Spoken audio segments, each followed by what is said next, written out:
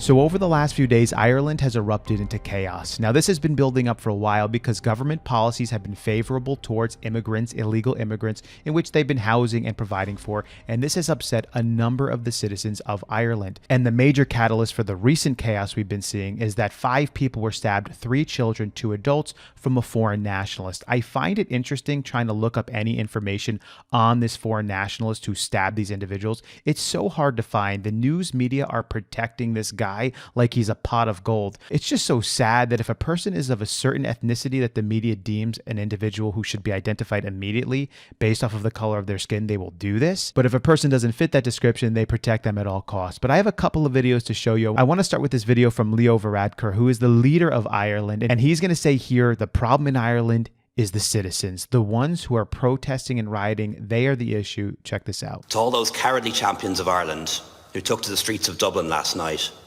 let me say one thing. Ask your sisters, ask your friends, ask everyone you know what they fear most on our streets.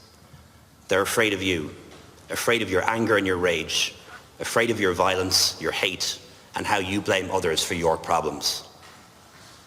As a government, we will be relentless in protecting our citizens and defending our people.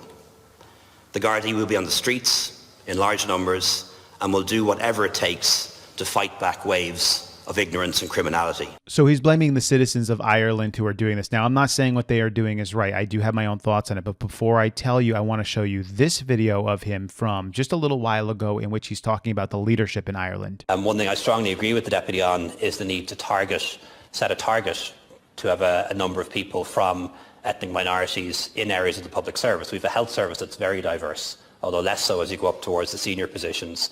Not so much in the Gardaí, not so much in the Defence Forces, not so much in the education sector, as the Deputy mentioned, not at all in the civil service, which is very white, including the Department of Equality, for example. And that actually needs to change. Okay, not going to continue on. Obviously, you can see where this guy is coming from. Ireland is 95% white, right? But he's saying that the government leadership is too white. I mean, the people there are Irish. They are white. Now, I will say this. The individuals that are rioting right now in Ireland who are protesting, they're burning down facilities that are housing immigrants. Many of them are looting and breaking things. I do not agree with this. I understand their frustration and I get where they're coming from because they believe that their country is being taken over, and now they're seeing their own citizens being hurt and even possibly killed, depending on the situation and the severity of the attacks. However, they voted this individual in. People of Ireland, you voted this in. Now, unless your elections were rigged, which is possible, I mean, we definitely know that people in power want to remain in power, and people who are corrupt will corruptly allow themselves to gain power through corrupt elections.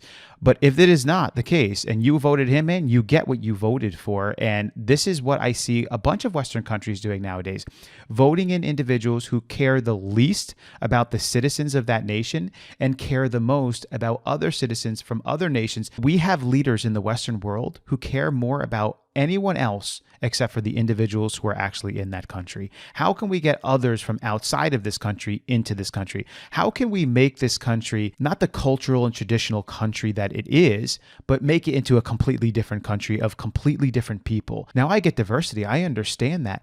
But when you have, say you have an African country, right, that's 95% black or brown, do I expect the leaders of that African country to be like, hey, listen, our leadership is too black. We need to have more whites and more Hispanics in here? No. Who expects that?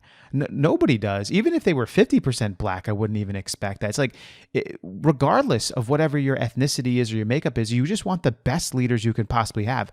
Whenever you have an individual who is spouting off the color of people's skin or their ethnicity, it says something to me. It tells me about what their focus is, and it tells me about who they are. And I will go back to the late, great Martin Luther King Jr. when he said that we would not judge each other on the color of our skin, but look at the people who judge always by the color of our skin. We have too many of this, too many of that. Is that all you look at? Is that all you care about? Do you not care about who the best person to be in that position is? These are the individuals who are now in charge of the Western world, from Ireland, of course, in the United States, into Canada. And now we're starting to see elections roll in where people are voting them out. They're getting rid of them because their policies are garbage and they're racists and they're bigots and all they care about is color of their skin and all they care about is everyone else except for the people that actually live in that country. How can we change this country into something it never was culturally, traditionally? It's ridiculous. I don't agree with the people who are breaking in buildings, looting, stealing, burning things down. That's not the way to go about this. I absolutely protest as peacefully as you can. But you voted this stuff in. It's time to vote it out. I think it's a call for everyone to do this the right way. And whenever your upcoming elections happen, vote these people out and vote in the people who you know are going to care about the citizens of your country and not about all these other things. What do you think about it? Leave your comments below. I'll catch you guys in the next one.